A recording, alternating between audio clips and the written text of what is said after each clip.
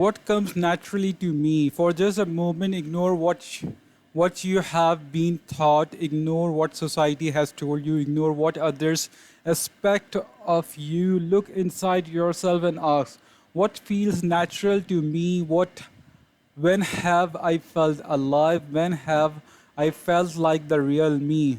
No internal judgment or people pleasing, no second guessing or self criticism, just feeling of engagement and enjoyment. Whenever you feel authentic and genuine, you are headed in the right direction.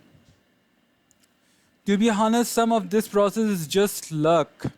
Michael Phillips and Hakim L. George were lucky to be born with a rare set of abilities that are hardly valuable by society and to be placed in the ideal environment for those abilities. We all have limited time on this planet, and the truly great among us are the ones who are only work hard but also have the good fortune to be exposed to opportunities that favor us.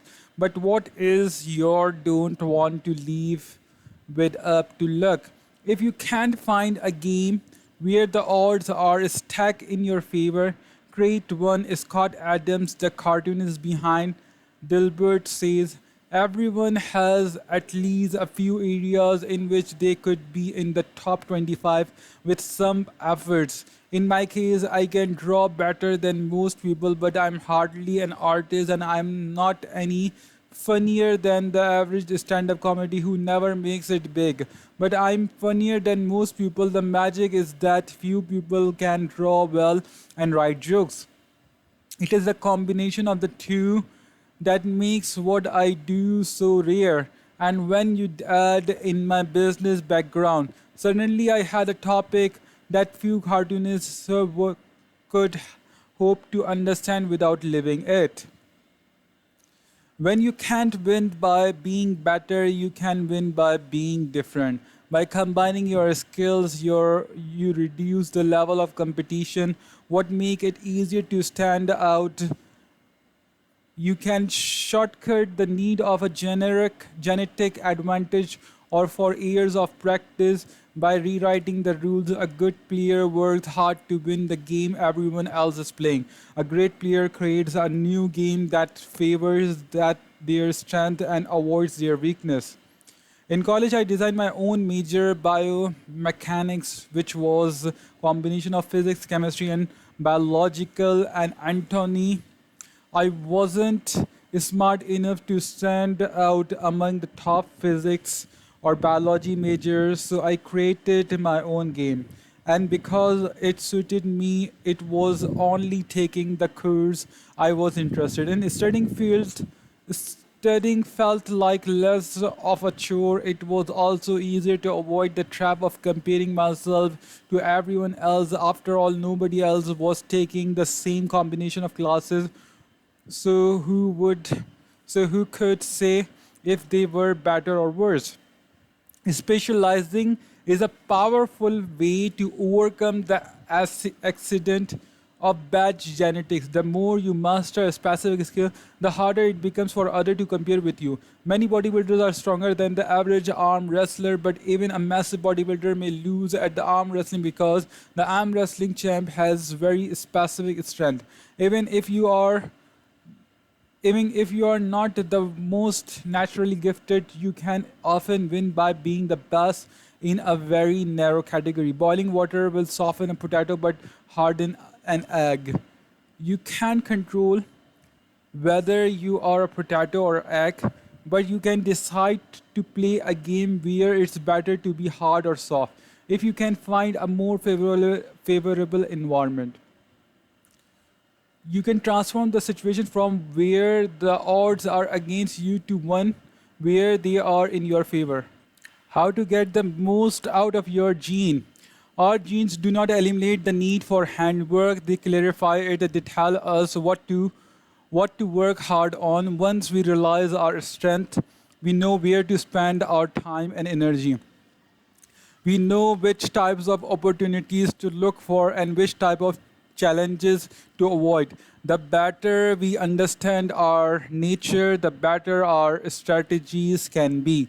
biological difference matter. Even so, it's more productive to focus on whether you are fulfilling your own potential than comparing yourself to someone else. The fact that you have a natural limit to any specific ability has nothing to do with whether you are reaching the ceiling of your capabilities. People get so caught up in in the fact that they have limits that they really expert the effort required to get close to them.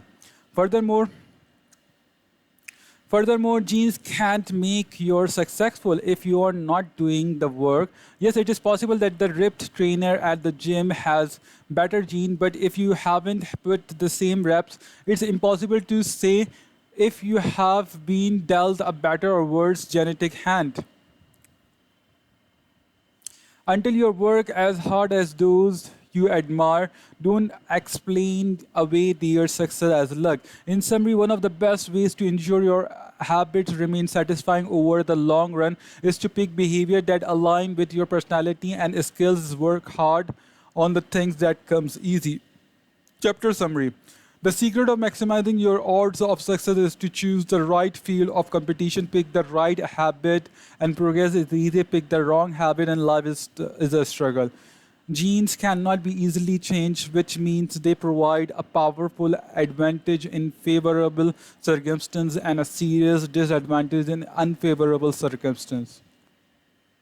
Habits are easier when they are aligned with your natural abilities to choose the habit that best suits you. Play a game that favors your strength. If you can't find a game that favors you, create one. Genes do not eliminate the need for hard work, they clarify it, they tell us what to work hard on. The gold the Goldilocks rule, how to stay motivated in life and work. In 1955, Disneyland had just opened in Anaheim, California, when a 10 years old boy walked in and asked for a job. Labor laws were loose back then, and the boy managed to land a position selling guidebooks of $0.5 a piece. Within a year, he had transitioned to Disney Magic Shop, where he learned tricks from the older employees. He experimented with jokes and trained out simple routines on visitors. Soon, he discovered that what he loved was not performing magic but performing in general. He set his sight on becoming a comedian. Beginning in his teenage year, he started performing in little clubs around Los Angeles. The crowd were small and his act was short.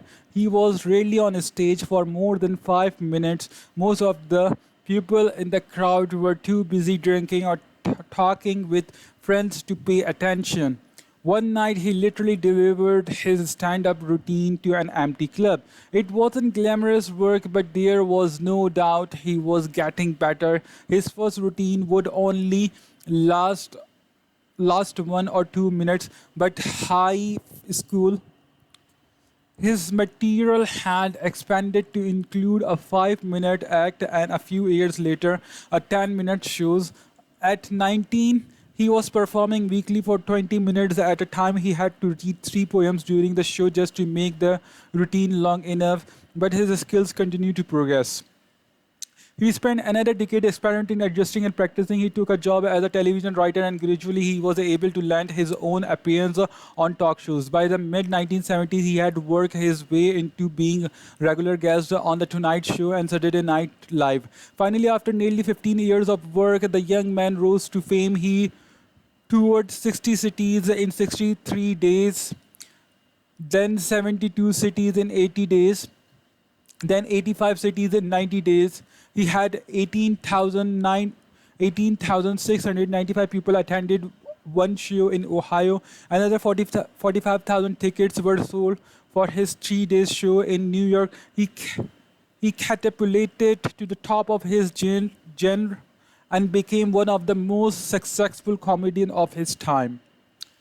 His name is Steve Martin. Martin's story offers a fascinating perspective on what it takes to stick with habits for the long run. Comedy is not for the timid. It's hard to imagine a situation that would strike fear into the hearts of more people than performing alone on a stage and failing to get a single laugh. And yet, Steve Martin faced this fear every week for 18 years. In his words, 10 years spent learning, 4 years spent refining, and 4 years as a wild success. Why is it that some people like Martin stick with their habit, whether practicing jokes or drawing cartoons or playing guitar, while most of us struggle to stay motivated? How do we design habits that pull us in rather than one that fade away? Scientists have been studying this question for many years. While there is still much to learn, one of the most consistent findings is that the way to maintain motivation and achieve peak levels of desire is to work on tasks of just manageable difficulty. The human brain loves a challenge, but only if it is within an optimal zone of difficulty. If you love tennis and try to play a serious match against a 4-year-old, you will quickly become bored. It's too easy, you will win every point. In contrast, if you play a professional tennis player with Roger Federer or Serena Williams, you will quickly lose motivation because the match is too difficult. Now consider playing tennis against someone who is your equal. As the game progresses, you win a few points or you lose a few. You have a good chance of winning, but only if you really try. Your focus narrow, distraction fade away, and you find yourself fully invested in the tasks at hand. This is a challenge of just manageable difficulty, and it is a prime example of the Goldilocks rule. The Goldilocks rule stated that humans experience peak motivation when working on tasks that are right on the edge of their current abilities, not too hard, not too easy, just right. The Goldilocks rule, Goldilocks zone, motivation, failure, boredom, difficulty. Figure 15, maximum motivation occurs when facing a challenge of just manageable difficulty. In psychological research, this is known as the Yerkes-Dodson law, which describes the optimal level of arousal as the midpoint between boredom and anxiety. Martin comedy career is an excellent example of the Goldilocks rule in practice. Each year, he expanded his comedy routine, but only by a minute or two. He was always adding new material, but he also kept a few jokes that were guaranteed to get laugh. There were just enough victories to keep him motivated and just enough mistake to keep him working hard. When you are starting a new imp- new habit, it's important to keep the behavior as easy as possible so you can stick with it even when conditions aren't perfect. This is an idea we covered in detail while discussing the third law of behavior change. Once a habit has been established, however, it is important to continue to advance in small ways.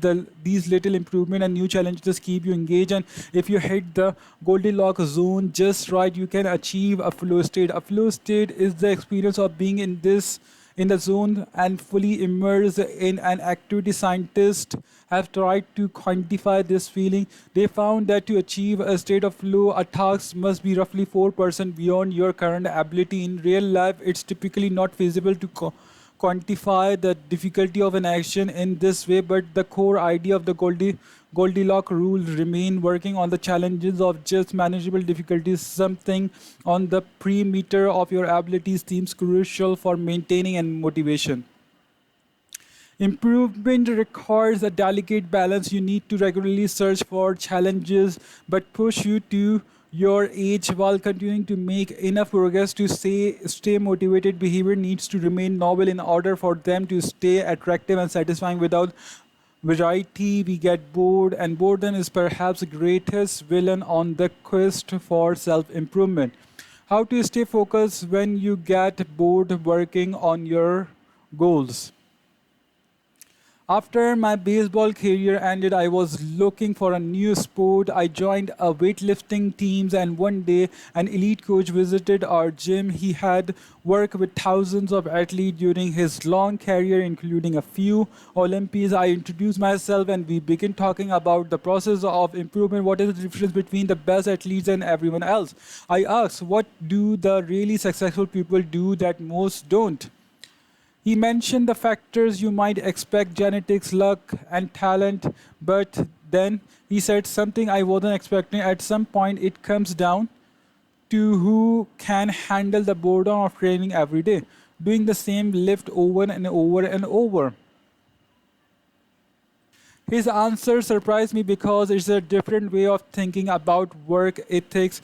People talk about getting armed up to work on their goals, whether it is business or sports or arts. You hear people say things like it's all come down to passion or you have to really want it. As a result, many of us get depressed when we lose focus on or motivation because we think that successful people have some bottomless reserve of passion. But this coach was saying that really successful people feels the same lack of motivation as everyone else. The difference is that they still find a way to show up despite the feeling of boredom. Mastery requires practice, but the more you practice something, the more boring and routine it's become. Once the beginner gains have been made and we learn what to expect, our interest starts to fade. Something it happens even faster than that. All you have to do is hit the gym a few days in a row or publish a couple of blog posts on time, and letting one day slip doesn't feel like much. Things are going well, it's easy to rationalize talking taking a day off because you are in a good place. The greatest threat to success is not failure but boredom. We get bored with habit because they stop delighting us. The outcome becomes expected, and as our habits become ordinary, we start derailing our progress to seek novelty. Perhaps this is why we get caught up in a never ending cycle, jumping from one workout to the next, one diet to the next, one business idea to the next. As soon as we experience the slightest dip in motivation, we begin seeking a new strategy, even if the old one was still working. As Michael Bailey noted, men desire novelty to such an extent that those who are doing well wish for change as much as those who are doing badly.